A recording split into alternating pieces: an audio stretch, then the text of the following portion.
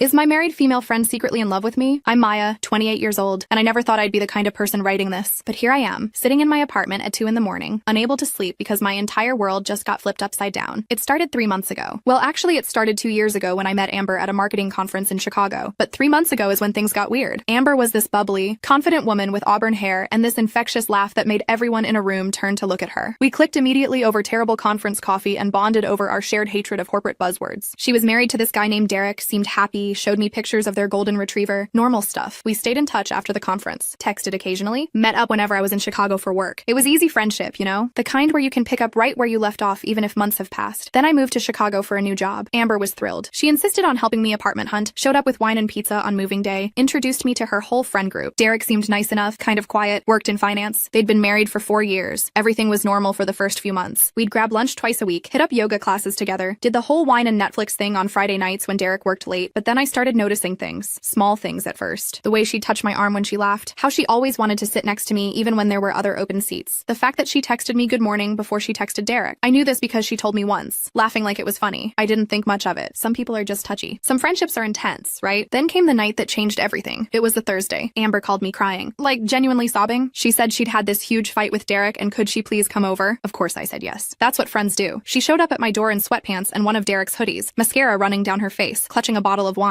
We sat on my couch and she told me about the fight. Derek wanted kids. She wasn't sure. He'd brought it up again and things had escalated. We drank the wine. We talked for hours. She calmed down eventually, started laughing at some stupid story I told about my boss. And then she looked at me with these eyes, these intense, searching eyes and said, "You always know how to make me feel better. You're the best thing that's happened to me since moving to Chicago." I laughed it off. Told her she was drunk, but she grabbed my hand and said, "I mean it, Maya. You're special." The way she said it made my stomach flip, not in a good way. In a, this is weird territory way. I pulled my hand back gently, made some excuse about needing to get water. When I came back from the kitchen, she was lying on my couch, half asleep. I got her a blanket and went to bed in my room, door closed. The next morning, she was gone. Left a note thanking me for being there for her, signed with a little heart, a heart. I tried to convince myself I was reading into things. She was my friend, my married friend, who drew hearts on notes and told me I was special while drunk. I should have addressed it then. I should have said something, but I didn't want to make things awkward. I didn't want to lose a friend over nothing, except it wasn't nothing. Over the next few weeks, things intensified. Amber started showing up at my apartment unannounced. I was in the neighborhood, became her favorite phrase, even though she lived on the opposite side of the city. She'd bring coffee or breakfast or just herself, always with some excuse about why she couldn't be home. Derek was working too much, she said. Their apartment felt empty. She was lonely. I felt bad for her. I really did. So I let her in. We'd watch TV, or she'd help me organize my closet, or we'd just sit and talk. But there was this energy between us now, this tension I couldn't quite name. She started buying me things, little things, a candle in my favorite scent, a book she thought I'd like, a sweater she saw that reminded her of me. When I protested, she'd wave me off, say it was no big deal, say she just loved spoiling the people she cared about, the people she cared about. Not friends, people she cared about. My other friends started noticing too. I'd brought Amber to a girls' night, and afterwards, my friend Jennifer pulled me aside. "Is there something going on with you two?" Jennifer asked, her eyebrows raised. "What? No, we're just friends," I said. "Maya, she literally spent the entire night staring at you. And she got jealous when you were talking to Brittany about that guy from your gym. You're imagining things." But Jennifer just gave me this look, this knowing look, and said, "If you say so." I couldn't stop thinking about it. Was Amber jealous? I replayed the night in my head. Brittany had been telling me about this cute trainer who'd asked for my number, and I'd been excited, laughing about it. And Amber had gotten really quiet, changed the subject, made some comment about gym guys being shallow. I'd thought she was just being protective. Now I wasn't so sure. The next incident was worse. I'd started seeing the gym guy, Marcus. Nothing serious, just a few casual dates. I mentioned it to Amber over lunch, tried to keep it light and casual. Her face fell, like visibly fell. She put down her fork and said, "Oh, that's great. I'm happy for you." She did not sound happy for me. "Are you okay?" I asked. "Fine, just surprised. You didn't mention you were interested in anyone. It's new. It's not a big deal." "Right, not a big deal." She picked at her salad for a minute, then looked up at me. "Does he treat you well? Better than you deserve? Better than I deserve? What does that mean?" She backtracked immediately. "I just meant you deserve the best. You deserve someone who sees how amazing you are, who appreciates all your little quirks and knows exactly how you take your coffee and remembers the stories you tell." And she stopped abruptly. "Sorry, I'm being weird. I just care about you." The way she said it, the intensity in her voice, the fact that she just described herself, someone who did know all those things about me, I felt sick. After lunch, I sat in my car for 20 minutes trying to process what had just happened. Jennifer was right. Amber wasn't just being a good friend. This was something else, something more, and I had no idea what to do about it. I did what any confused person would do. I avoided her. Started making excuses when she wanted to hang out. Said I was busy with work, busy with Marcus, busy with anything that wasn't spending one-on-one time with Amber. She noticed. Of course she noticed. The texts got more frequent, more desperate. "Did I do something wrong? I miss you. Can we please talk?" I felt terrible. She was my friend. She'd been nothing but kind to me. And here I was, ghosting her because I couldn't handle whatever feelings she might have. But I also felt trapped. If I addressed it directly, what would I even say? "Hey, I think you have a crush on me and it's making me uncomfortable." What if I was wrong? What if I was just some narcissist who thought everyone was in love with her? Then Marcus broke things off. off. He was nice about it, said he wasn't ready for anything serious, the usual stuff. It stung, but honestly, I hadn't been that invested. I made the mistake of posting something vague on Instagram about being single again. Amber called me 30 seconds later. Are you okay? What happened? Do you need me to come over? The concern in her voice was real. That was the thing about Amber. Whatever else was going on, she genuinely cared about me. She showed up. She remembered things. She made me feel seen in a way that was both comforting and terrifying. I'm fine, I said. It wasn't serious anyway. He's an idiot. You're incredible. Anyone would be lucky to be with you. There it was again. That intensity. That's something more than friendship energy. Thanks, Amber. I should go. I'm exhausted. Wait, Maya, she paused. Can I see you this week? I feel like we haven't really connected in forever. I should have said no, but guilt got the better of me. Sure. Coffee on Wednesday? Perfect. I'll text you. Wednesday came. I almost canceled 3 times, but talked myself out of it. I was being ridiculous. We were going to have coffee in public. Everything would be fine and normal, and I'd realize I'd been overthinking everything, except Amber showed up looking different. She'd gotten her hair done, was wearing makeup, had on this dress I'd never seen before. She looked beautiful, like she was going on a date. Oh no. We ordered our coffees and sat down at a corner table. Amber was nervous, fidgeting with her cup, not meeting my eyes. So, I said, trying to keep things light, what's new with you? How's Derek? Her face darkened at the mention of his name. He's fine. We're fine. Actually, we're not fine, but that's not why I wanted to see you. What's going on? She took a deep breath. Maya, I need to tell you something. And I need you to just listen, okay? Don't interrupt. Just let me get this out. Every muscle in my body tensed. This was it. This was the conversation I'd been dreading. I've been thinking a lot lately, she continued. About my life. About what makes me happy. About what I want. And I've realized something important. Please don't say it. Please don't say it. You make me happier than anyone else in my life. When I'm with you, I feel like myself. Like the best version of myself. You get me in a way that no one else does. Not even Derek. Especially not Derek. Amber, please. Just let me finish. She reached across the table and took my hand. I think about you constantly. I wake up thinking about you. I go to sleep thinking about you. I make excuses to see you. I buy things that remind me of you.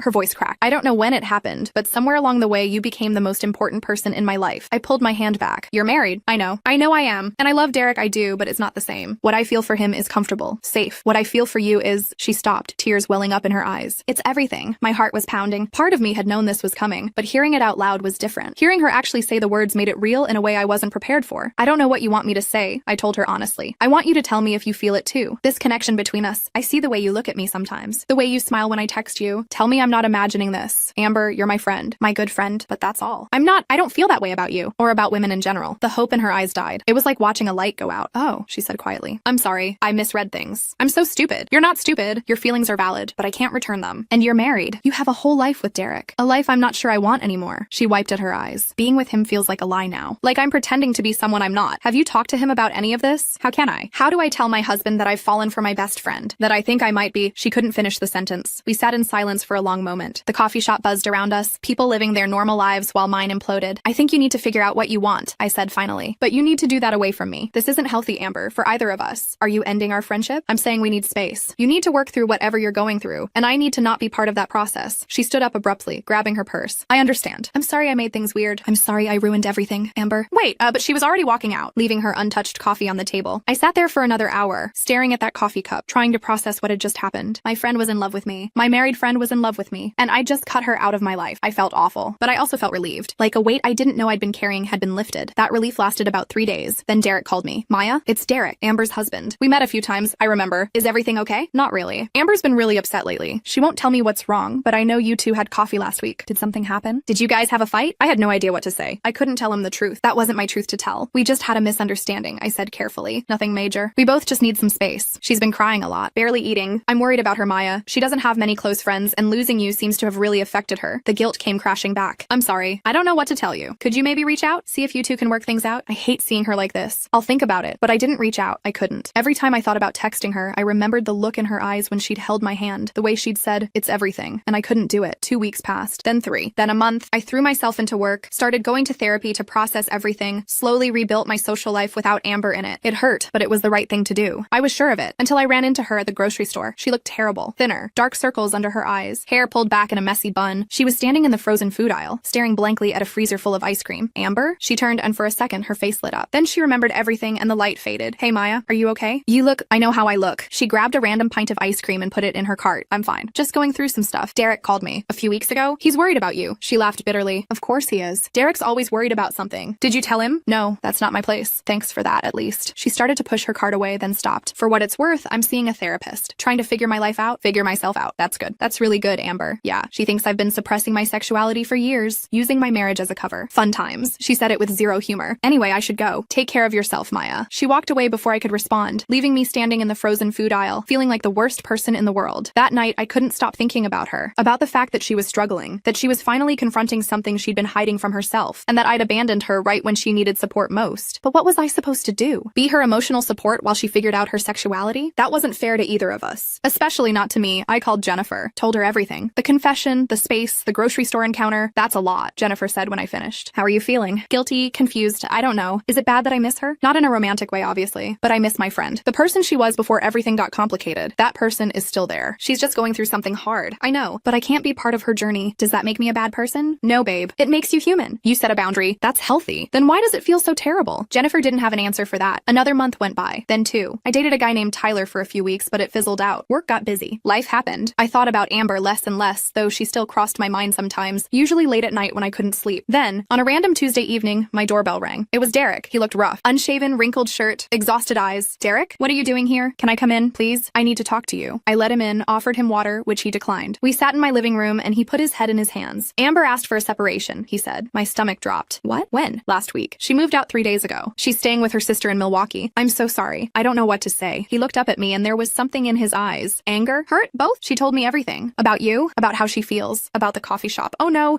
Derek, I need to know something, Maya, and I need you to be honest with me. Did you two have an affair? What? No, absolutely not. Nothing physical ever happened between us. Nothing. But she's in love with you. She thinks she is. I don't know. Maybe she is. But I never encouraged it. I never reciprocated. As soon as I realized what was happening, I put distance between us. She said you broke her heart. That stung. I didn't mean to. I just couldn't give her what she wanted. Derek stood up, started pacing. 7 years. We've been together 7 years. Married for 4. And the whole time she was hiding this? She was lying to me? To herself? I don't think she was lying. I think she didn't know. How do you not know you're attracted to women? How do you marry someone when you're not sure about your own sexuality? I don't have those answers. I'm sorry. He stopped pacing and looked at me. Really looked at me. Part of me wants to blame you. It would be easier if I could blame you, but she told me you didn't do anything wrong, that you were just being a friend and she caught feelings and complicated everything. I'm sorry this happened to you. To both of you. Are you going to be with her? Is that what this is? She ends our marriage and runs off with you? No, I'm not interested in her that way. I've told her that. Something in his expression shifted. Relief, maybe? Or just exhaustion? She keeps saying she needs to find herself. Figure out who she really is. Like our entire marriage was just her playing pretend. He sank back down onto my couch. How do I compete with that? How do I fight for someone who's questioning everything about their identity? You can't. And maybe you shouldn't. You think I should just let her go? I think you should let her figure out what she needs. And maybe you need to figure out what you need too. If she's been unhappy, you probably have been too, on some level. He was quiet for a long time. Finally, he said, I saw the signs. I just didn't want to believe them. The way she talked about you, the amount of time she spent with you, how happy she was after seeing you and how distant she was at home. I told myself it was just friendship, that I was being paranoid. I'm sorry. Everyone keeps saying that. You're sorry. She's sorry. Her sister is sorry. I'm tired of people being sorry. He stood up again. I should go. I don't even know why I came here. I guess I just needed to see you. To understand what was so special about you that my wife would blow up our entire life. Derek, don't. Just take care of yourself, Maya. He left and I stood in my doorway watching him walk to his car. He sat in the driver's seat for a solid 5 minutes before starting the engine. I wondered if he was crying. I closed the door and leaned against it, feeling the weight of everything that had happened. A marriage was ending. A person I cared about was in pain. Multiple people were in pain. And I was somehow at the center of it all, even though I'd done nothing wrong, right? I spent the next week spiraling, questioning everything. Had I somehow led Amber on without realizing it? Had I been too friendly, too available, too much? Was I responsible for the destruction of her marriage? My therapist said no, that people's feelings are their own responsibility, that I'd set appropriate boundaries, that I hadn't done anything wrong. But knowing something intellectually and feeling it emotionally are two very different things. Then Amber texted me, just one line, can we please talk? I stared at that message for hours. Jennifer told me to ignore it, that Amber needed to work through her stuff without me. My therapist said the decision was mine to make, but to be clear about my boundaries if I chose to respond. I typed and deleted about 50 different responses before settling on, I'm not sure that's a good idea right now. She replied immediately, please, I'm not going to make things weird. I just need closure. One conversation, then I'll leave you alone. Closure. Everyone always wants closure, like it's this magic thing that makes pain go away. Against my better judgment, I agreed. Coffee shop, public place. 1 hour, she showed up looking better than she had at the grocery store. Still thin, but healthier somehow. More put together. There was something different in her eyes. Clearer, maybe. Thank you for meeting me, she said as we sat down. 1 hour, Amber. That's all I can give you. I know, and I respect that. She wrapped her hands around her coffee cup. I've been doing a lot of therapy, a lot of thinking, and I owe you an apology. You don't, please let me finish. I put you in an impossible position. I developed feelings I didn't know how to handle, and instead of dealing with them myself, I made them your problem. I made you uncomfortable. I probably scared you, and I'm sorry. I felt tears prick my eyes. Thank you for saying that. Derek told me he came to see you. I'm sorry about that too. He had no right. He was hurt. He was looking for answers. Answers I should have given him years ago. She took a sip of her coffee. My therapist thinks I've known I was attracted to women since college, but I couldn't accept it. My family is conservative. My parents would have disowned me, so I buried it. Convinced myself I was straight. Married a good man who loved me. Tried to be normal. Amber, and then I met you. And everything I'd been suppressing just exploded. You weren't the problem, Maya. You were just the catalyst. If it hadn't been you, it would have been someone else eventually. How are you doing? feeling? Really? I'm okay. It's hard. The separation is messy. Derek's angry and he has every right to be. My parents don't understand. My sister's been great though. And therapy is helping. She smiled sadly. I'm learning how to be honest with myself, finally. And your feelings for me? Still there. Probably will be for a while, but I'm working on accepting that you don't feel the same way. That I romanticized our friendship into something it wasn't. That I need to move on. We talked for the full hour about her therapy, her separation, her slow journey toward accepting her sexuality. About my life, which felt boring in comparison. About our friendship and whether it could ever exist again. I don't think we can be friends, I told her honestly. Not right now. Maybe not ever. I'm sorry. I understand. I don't like it, but I understand. She stood up to leave, then turned back. You're an incredible person, Maya. I meant that. Not in a romantic way. Just as a human statement. Don't let anyone make you feel less than amazing. Take care of yourself, Amber. You too. I watched her walk out of the coffee shop for what I knew was probably the last time. There was finality to it that felt both sad and necessary. A chapter closing. I thought that would be the end of it. Closure achieved. Time to move on. But life has a way of being messier than we want it to be. 3 months later, I was at a bar with Jennifer and some other friends when I saw them. Amber and a woman I didn't recognize. Sitting in a corner booth, holding hands across the table, looking at each other the way people look at each other when they're falling in love. Amber looked happy. Really, genuinely happy in a way I'd never seen her during our entire friendship. The woman was blonde, tattooed, had this confident energy. They were laughing about something, completely absorbed in each other. Jennifer followed my gaze. Is that? Yeah, she looks good. She does. And she did. She looked free, like she'd finally figured out who she was and stopped apologizing for it. Part of me felt happy for her. She'd found herself. She'd found someone. She was living her truth, but there was another part of me, a smaller, pettier part that felt something else. Not jealousy exactly, more like grief loss, the ghost of a friendship that could have been but never was. Amber glanced up and saw me. Our eyes met across the crowded bar. She smiled, a real smile, not sad or complicated, and raised her glass slightly in acknowledgement. I smiled back and raised my own glass. Then she turned back to her date, and I turned back to my friends, and that was it. That was closure. Not some big emotional conversation or dramatic reconciliation. Just two people who'd been important to each other, acknowledging that they were both okay, both moving forward, both learning how to be okay with the way things ended. A few weeks later, I heard through mutual acquaintances that Amber's divorce was finalized, that she'd come out to her family, that her parents had reacted exactly as she'd feared, they'd cut her off, but that she'd found a community of people who supported her. I heard she'd moved in with the blonde woman, that they were happy. I was glad, genuinely glad, but I also knew I'd never reach out, never try to rekindle the friendship. What we had was too tangled up in pain and confusion and feelings that couldn't be reciprocated. Some friendships aren't meant to survive. Some people come into your life to teach you something about yourself, about boundaries, about complexity, and then they leave. Amber taught me that sometimes people's feelings for you aren't your responsibility to manage, that you can care about someone deeply without being able to give them what they want. That ending, something doesn't make you a bad person. She also taught me that I needed to be more careful about boundaries, more aware of the signals I was sending, even unintentionally, more willing to have difficult conversations before things spiraled out of control. 6 months after that night in the bar, I started seeing someone, a guy named Connor who I met at a friend's wedding. He was kind and funny and straightforward in a way that felt refreshing after everything with Amber. No hidden feelings, no complicated subtext, just two people who liked each other trying to figure out if they could build something together. I told him about Amber on our third date, the whole story. I figured if it was going to be a deal breaker, better to know early. That sounds intense, he said when I finished. How do you feel about it now? Sad, mostly, that a friendship ended, that people got hurt, but also relieved that it's over. Do you think she was actually in love with you? Or was it more about what you represented? Freedom, maybe? Permission to be herself? I'd never thought about it that way. Maybe both? Either way, it sounds like you handled it the best you could. You can't control other people's feelings, only your own actions. Connor was right, and sitting there with him, having an honest conversation about complicated things, I realized I was okay. The whole situation with Amber had felt world-ending at the time, but I'd survived it, learned from it, grown because of it. A year later, I was scrolling through Instagram when I saw Amber had posted an engagement photo. She and the blonde woman, her name was Rachel, I learned from the caption, were on a beach somewhere, both grinning at the camera, showing off matching rings. The caption read, "She said yes. Here's to finally being brave enough to live my truth and finding someone who loves me for exactly who I am." The comments were full of congratulations and heart emojis and people celebrating their love. I stared at the photo for a long time, at Amber's genuine smile, at the way she leaned into Rachel, at the pure joy radiating from both of them. Then I liked the photo and typed out a comment. "Congratulations. Wishing you both all the happiness." She replied an hour later with a simple, "Thank you, Maya. That means a lot." And it did mean a lot to both of us. It meant we could both acknowledge what had happened between us, the pain and the complexity of it, and still wish each other well. It meant we'd both moved on. It meant the story had an ending that, while not happy in a traditional sense, was honest and real. I closed Instagram and looked over at Connor, who was making dinner in my kitchen, singing badly to some song on the radio. This was my life now, simple, uncomplicated, real. And I was happy. Not because of any dramatic revelation or poetic justice. Not because Amber had gotten her comeuppance or learned some valuable lesson. Just happy because I'd survived something difficult and come out the other side stronger, clearer about who I was and what I wanted. Sometimes that's all closure is. Not a big moment or a perfect ending. Just the slow realization that you're okay. That they're okay. That life goes on, messy and imperfect and beautiful in its own way. I never saw Amber in person again. We remained Instagram acquaintances, liking each other's posts occasionally, keeping a polite digital distance. She got married to Rachel in a small ceremony that looked beautiful from the photos. She seemed to be thriving, building a life that was authentically hers, and I was thriving too. In my own way, with my own life. The question, is my married female friend secretly in love with me, had been answered. Yes, she was. And it had complicated everything and changed both our lives in ways neither of us could have predicted. But we'd both survived. Both found our way to something better. And sometimes that's the best ending you can ask for. The story could end there. It probably should end there, but there's one more thing that happened that I think about sometimes. About 2 years after everything went down, I got a message from Derek. Just a simple, hey, how are you doing? We exchanged a few messages. Small talk. Updates on our lives. He'd started dating someone new. A woman from his gym. Things were good. Then he said something that stuck with me. I don't blame you anymore, you know. For what happened with Amber, I did for a while. But my therapist helped me see that our marriage was broken long before you came into the picture. You didn't cause the problems. You just helped reveal them. I'm glad you're doing better, I wrote back. Me too. And honestly, I think the divorce was the best thing that could have happened to both of us. She's happy now. Actually happy. And I'm learning how to be happy too. We were just trying to force something that didn't fit. We chatted a bit more, then said goodbye. I doubt we'll talk again. But that conversation gave me something I didn't know I needed. Confirmation that everyone involved had survived. That the ending, painful as it was, had been necessary. Life is weird like that. You think you're in one story, a simple friendship, and suddenly you're in a completely different story. Questions about sexuality and identity and the end of a marriage. And there's no villain, no hero, just people trying their best and sometimes failing and sometimes hurting each other without meaning to. Amber wasn't wrong for falling for me. I wasn't wrong for not reciprocating. Derek wasn't wrong for being hurt. Rachel wasn't wrong for being the right person at the right time. We were all just humans, fumbling through our lives, trying to figure out who we are and what we want. And sometimes people come into your life to shake everything up, to make you question things, to force growth and change in ways that feel uncomfortable but end up being necessary. Amber was that person for me. And apparently, I was that person for her. So if someone asks me now, is my married female friend secretly in love with me? I'd tell them to trust their instincts. If something feels off, it probably is. Have the hard conversation, set boundaries, don't wait for things to explode. But I'd also tell them to be kind, to remember that people's feelings, however inconvenient or complicated, are real and valid. That you can set boundaries without being cruel. That you can walk away without making someone feel like they're broken or wrong for feeling what they feel. And I'd tell them that the story doesn't end when the friendship ends. That both people keep living, keep growing, keep becoming more themselves. That sometimes the best thing you can do for someone you care about is let them go. Let them figure out their own path without you standing in the way. I think Amber would agree with that. I think she'd say our friendship, as brief and complicated as it was, helped her become the person she was always meant to be. And I'd say the same. So yeah, my married female friend was secretly in love with me. And it was messy and painful and complicated, but it was also real and honest in its own way. And ultimately, it led both of us somewhere better, even if we couldn't walk that path together. And now, when I look back on it all, I mostly just feel grateful. Grateful for the friendship we had, however briefly. Grateful for the lessons I learned. Grateful that we both found our way to happiness, even if it looked nothing like either of us expected. That's life, I guess. Never quite what you expect. Always more complicated than it should be. But also, if you're lucky, full of moments of grace and growth and unexpected beauty. Connor is calling me from the kitchen. Dinner's ready. My real, uncomplicated, beautiful life is waiting for me, and I'm finally ready to fully live it.